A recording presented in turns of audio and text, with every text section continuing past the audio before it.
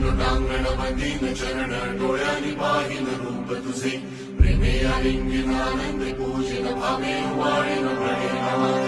त्वमेव बंधुश्च सखा त्वमेव त्वमेव विद्या त्वमेव सर्वं मम देव देव